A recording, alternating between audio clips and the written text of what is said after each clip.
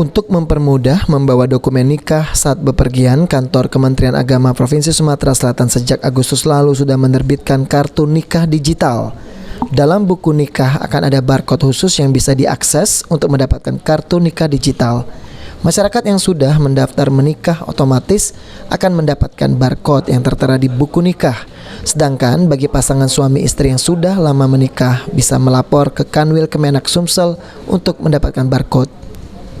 Sementara itu pihak Kanwil Kemenak Sumsel rencananya akan menghentikan penerbitan kartu nikah fisik, namun masih menunggu penghabisan stok yang masih ada terlebih dahulu. Terkait digitalisasi masalah kartu nikah, ini kan alhamdulillah kita akan berusaha bahwa setelah melaksanakan pernikahan, kita kan nanti akan mendapat buku nikah. Nah di dalam buku nikah itu kan sudah ada barcode-nya. Ya sudah ada barcode-nya, ya kemudian apabila mereka difoto, jedek, ya insya Allah mereka sudah tersimpan di dalam HP yang Android yang kita miliki. Yang namanya digital itu kan sebenarnya tidak perlu dicetak.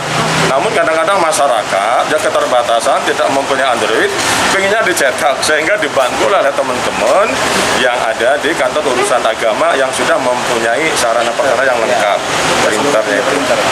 Dan tapi tidak semuanya kantor KUA itu mempunyai printer yang untuk mencetak masalah kartu digital lah. Nah ini. Ditarik lagi berarti Pak ya?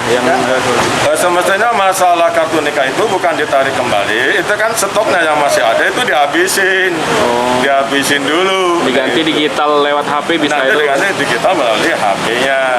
Berarti kemana-mana bisa menggunakan HP itu Pak ya? Iya, bisa kita bukti nikah. HP yang mempunyai HP Android itu. Kartu vaksin. Sama kartu vaksin. Saya juga punya kan tadi. Kode barcode. Iya, saya sudah pernikahan 20. Untuk mendapatkan kartu nikah digital, masyarakat cukup mengisi formulir pendaftaran nikah melalui SIM-KAH web. Dengan kartu nikah digital, pasangan suami istri tidak perlu repot-repot untuk membawa dokumen nikah saat bepergian. Irawan PAL TV.